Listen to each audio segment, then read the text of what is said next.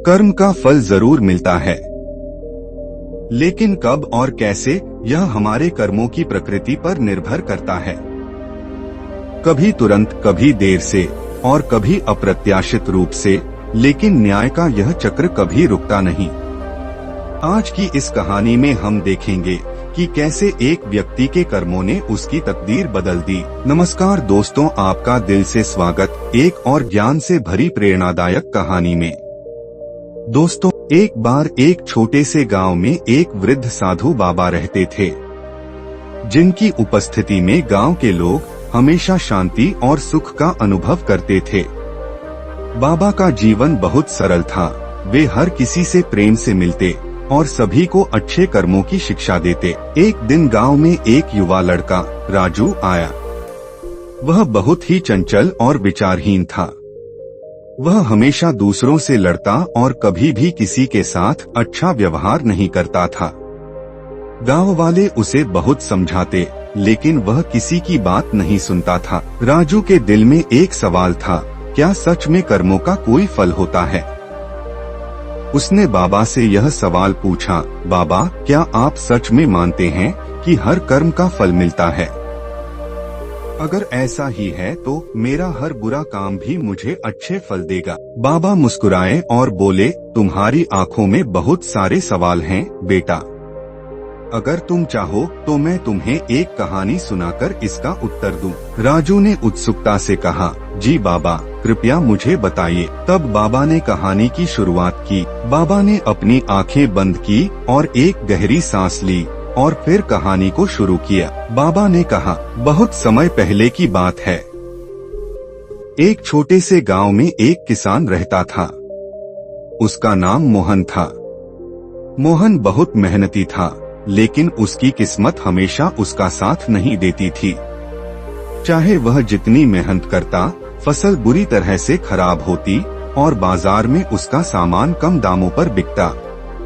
उसकी परेशानियां खत्म होने का नाम नहीं लेती थीं। राजू ने ध्यान से सुना और बाबा से पूछा, तो क्या मोहन कभी खुश नहीं हुआ? बाबा मुस्कुराए और बोले, नहीं राजू, मोहन की कहानी यहीं खत्म नहीं होती। एक दिन मोहन ने फैसला किया कि अब वह सिर्फ मेहनत करेगा, लेकिन अब उसकी मेहनत में कुछ और भी होगा, दया और अच्छाई। उसने यह ठाना कि अब वह सिर्फ अपने लिए नहीं बल्कि दूसरों के लिए भी काम करेगा। गांव के जो लोग परेशान थे उनकी मदद करेगा और जो भी उसके पास होगा उसे साझा करेगा। एक दिन बाबा ने आगे कहा, गांव में बहुत बड़ा तूफान आया।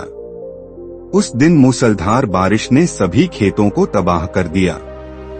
मोहन का खेत भी नष्ट हो गया, लेकिन वह निराश नहीं हुआ।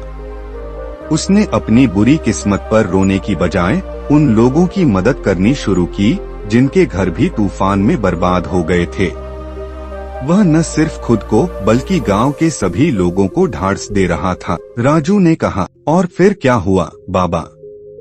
राजू ने उत्सुक होकर पूछा। बाबा ने आंखें खोलते हुए कहा, कुछ समय बाद मोहन के खेत में फिर से फसल उगी, लेकिन इस बार यह इतनी समृद्ध और सुंदर थी कि उसे देखकर लोग हैरान रह गए। वह फसल न केवल मोहन के लिए बल्कि पूरे गांव के लिए वरदान साबित हुई। लोगों ने समझा कि उसकी मेहनत और अच्छे कर्मों का फल उसे मिला था। मोहन ने अपने कर्मों से यह सिद्ध कर दिया कि जब हम दूसरों की भलाई के लिए काम करते हैं तो जीवन हमें समृद्धि और सुख देता है। राजू चुपचाप सुनता रहा।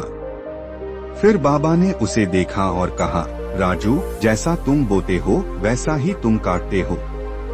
यदि तुम अपने कर्मों में अच्छाई और दया को शामिल करोगे तो जीवन तुम्हें भी अच्छे फल देगा। राजू को अब समझ में आ गया था कि कर्मों का फल सच में होता है और वह खुद को सुधारने की ठान चुका था। राजू को बाबा की बातों का गहरा प्रभाव पड़ा। वह समझ गया था कि जीवन में सच्चे सुख और शांति पाने के लिए अच्छे कर्मों की आवश्यकता है। लेकिन फिर भी एक सवाल उसके मन में रह गया। वह बाबा के पास फिर से गया और बोला, बाबा, अगर किसी ने बहुत बुरे कर्म किए हों तो क्या उसका भविष्य हमेशा अंधकारमय रहेगा? क्या वह कभी अच्छा फल नहीं पा सकता? बाबा ने राजू की आंखों में गहरी समझ देखी और उत्तर दिया, बेटा, कोई भी व्यक्ति पूरी तरह से बुरा नहीं होता। हर किसी के भीतर अच्छाई का एक हिस्सा होता है।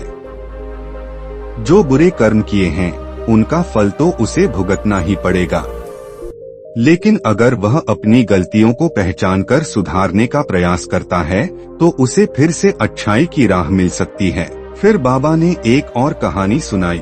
बहुत समय पहले एक राजा था जिसका नाम वीरेंद्र था। वह बहुत ही क्रूर और अन्यायी था। उसने अपनी शक्ति का दुरुपयोग किया और कई निर्दोष लोगों को दुहक पहुंचाया। लेकिन एक दिन उसने महसूस किया कि उसके कर्मों से उसके राज्य में अशांति फैल रही थी। लोग दुखी थे और दरबार में भी उसे तिरस्कार मिलता था। राजा को समझ में आया कि उसके कर्म ही उसकी दुखों का कारण थे। राजा वीरेंद्र ने ठान लिया कि अब वह अपने कर्मों को सुधारने का प्रयास करेगा। उसने सबसे पहले अपने दरबारियों से कहा कि वह अपनी गलती स्वीकार करता है और अब से केवल अच्छे काम करेगा। उसने उन सभी लोगों से माफी मांगी जिनसे उसने कभी अन्याय किया था। उसने गरीबों के लिए भोजन का प्रबंध किया, वृद्धों के लिए आश्रय बनाए और अपने राज्य में शांति और न्याय स्थापित किया। राजा वीरेंद्र के अच्छे कर्मों का फल बहुत जल्दी मिला। राज्य में सुख और समृद्धि वापस लौट आई।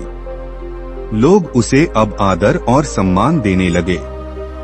हालांकि उसने पहले बहुत बुरे कर्म किए थे, लेकिन जब उसने अपनी गलती सुधारने का प्रयास किया और अच्छे कर्मों का रास्ता अपनाया तो उसका जीवन बदल गया। राजू ने ध्यान से सुना और फिर बाबा से पूछा, तो क्या यह सही है कि कोई भी व्यक्ति, चाहे उसने कितने भी बुरे कर्म किए हों, अगर वह सच्चे दिल से सुधारने की कोशिश करता है तो उसे फिर से अच्छा फल मिल सकता है?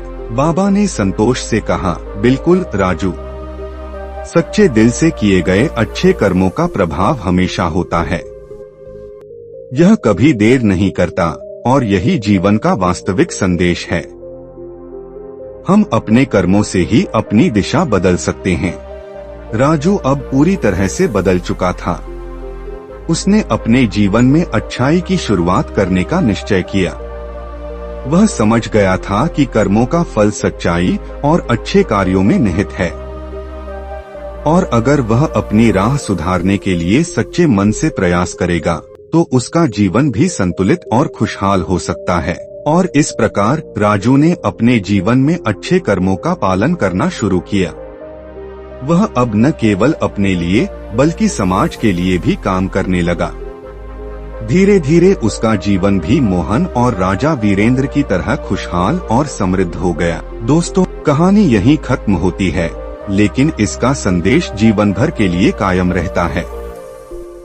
जो जैसा कर्म करता है वही उसका फल भोगता है। दोस्तों, आपको यह वीडियो कैसी लगी कृपया कमेंट करके जरूर बताएं। और ऐसी ही ज्ञान से भरी प्रेरणादायक कहानी जानने के लिए हमारे चैनल बुद्ध ज्ञान को सब्सक्राइब जरूर करें। नमो बुद्धाय नमः।